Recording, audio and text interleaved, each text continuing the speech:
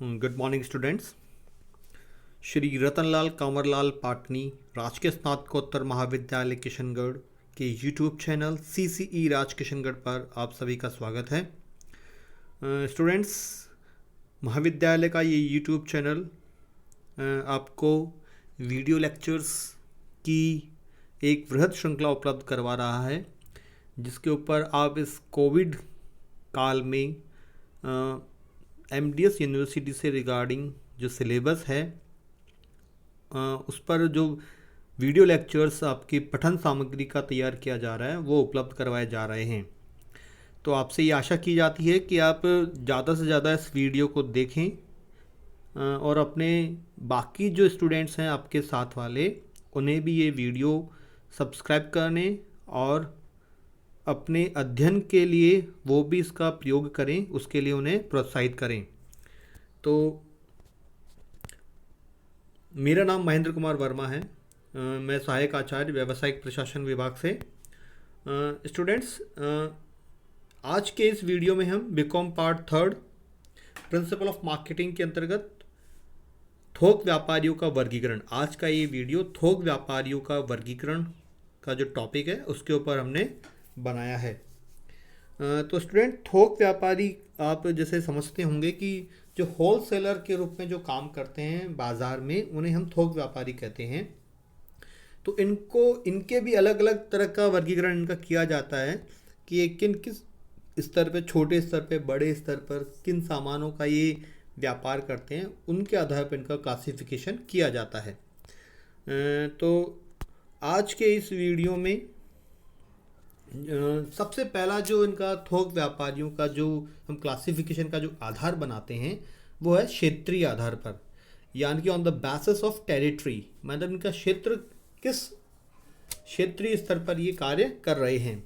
तो पहला जो इसका पॉइंट है वो है राष्ट्रीय थोक व्यापारी, यानी कि नेशनल होलसेलर। स्टूडेंट्स, ये वे थोक व्यापारी होते हैं जो किसी राष्ट्रीय स्तर पर माल का थोक विक्रय करते हैं। ये देश में फैले हुए फुटकर व्यापारियों को माल का विक्रय करते हैं। इनके गोदाम देश के विभिन्न स्थानों पर होते हैं। दूसरा जो इसका आधार है क्षेत्रीय आधार पर वो है राज्य स्तरीय थोक व्यापारी, यानी द स्टेट लेवल होलसेलर। ये वे थोक व्यापारी होते हैं जो किसी विशिष्ट राज्य में ही अपनी वस्तुओं का फुटकर व्यापारियों को विक्रय करते हैं। इनके भी राज्य के प्रमुख स्थानों पर गोदाम होते हैं और निकटवर्ती गोदाम से ही वे ग्राहकों को माल की पूर्ति करते हैं। थर्ड जो पॉइंट है वो है स्थानीय थोक व्यापारी, यानी कि लोकल लेवल के जो होलसेलर्स होते हैं। स्थानीय थोक व्यापारी वे होते हैं जो किसी एक व्यापारिक केंद्र या किसी शहर या कस्बे में ही अपने माल का विक्रय करते हैं। इस प्रकार के थोक व्यापारी प्राय अधिक पाए जाते हैं। ये फुटकर व्यापारियों के निकट संपर्क में रहते हैं और उन्हें कम व्यय पर माल पहुंचाने में सहायता करते हैं।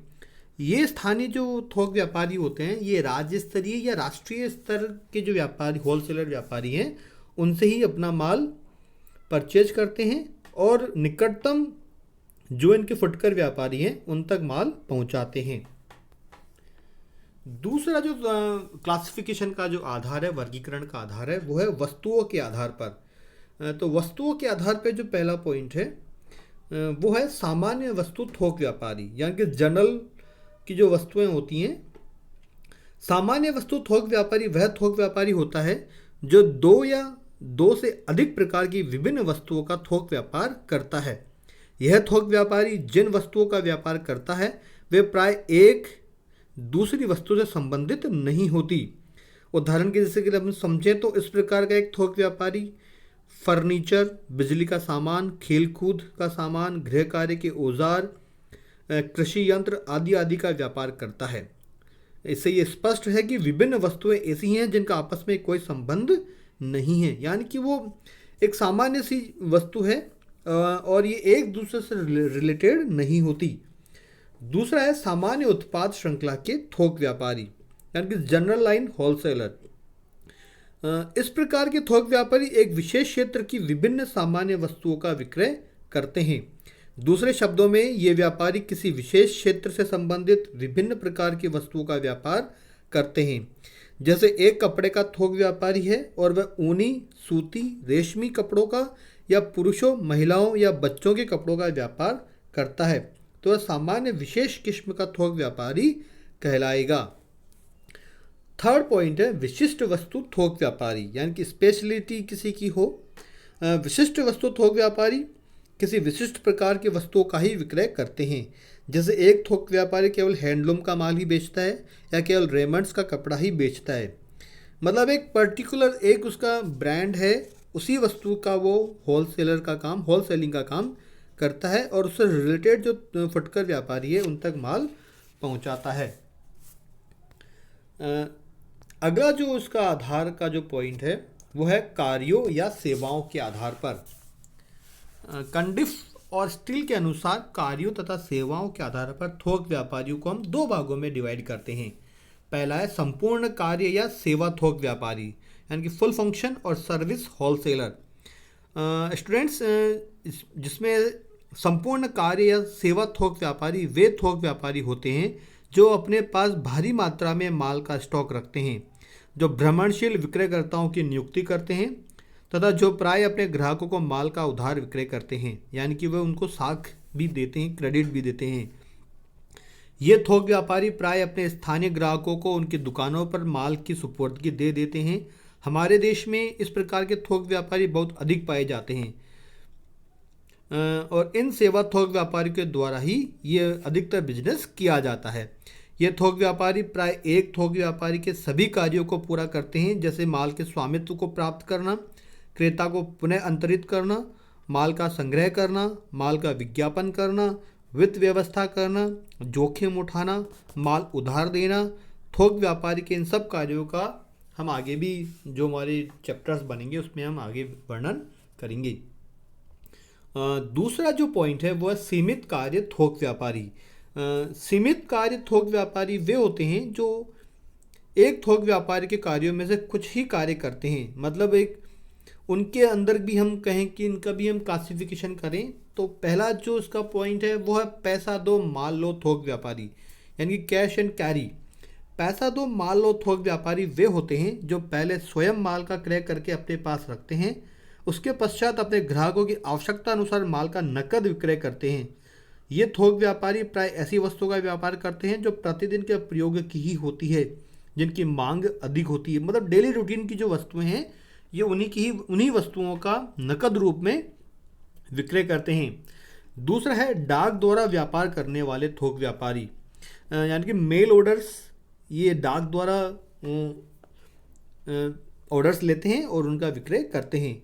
डाक द्वारा व्यापार करने वाले थोक व्यापारी डाक के माध्यम से, यानी कि पत्र व्यवहार के माध्यम से ही माल का विक्रय करते हैं। ये थोक व्यापारी विक्रयकर्ता नहीं रखते। ये थोक व्यापारी प्राय शीघ्र नष्ट न होने वाली वस्तुओं या टिकाऊ वस्तुओं का ही व्यापार करते हैं। इसके अतिरिक्त इनके व्यापार की वस्तुओं में प्रमापीकरण एवं श्रेणीयन पाया जाता है, यानी कि ये उनमें अलग अलग कैटेगरी के ऊपर व्यापार करते हैं जो कि शीघ्र नष्ट नहीं होती। थर्ड है ड्रॉप शिपर थोक व्यापारी। इस प्रकार के थोक व्यापारी को डेस्क जॉबर भी कहते हैं। यह थोक व्यापारी पहले माल का क्रय तो करता है किंतु वह माल भी भौतिक सुपुर्दगी नहीं लेता। वह अपने ग्राहकों से माल के आदेशों को प्राप्त करके उन्हें सीधे ही निर्माता को भेज देता है और यह निर्देश दे देता है कि वह निर्देशित स्थान के लिए माल लदवा देगा।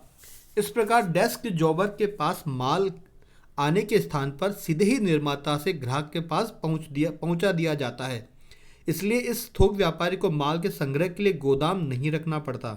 यह अपने क्रेताओं से टेलीफोन व पत्र व्यवहार के माध्यम से संपर्क बनाए रखता है, प्राय विक्रयकर्ता नहीं रखता। यह प्राय औद्योगिक उपभोक्ताओं को माल का विक्रय करता है, यानी कि बड़े लेवल पर जो भारी मशीनरी है उसका काम करता है।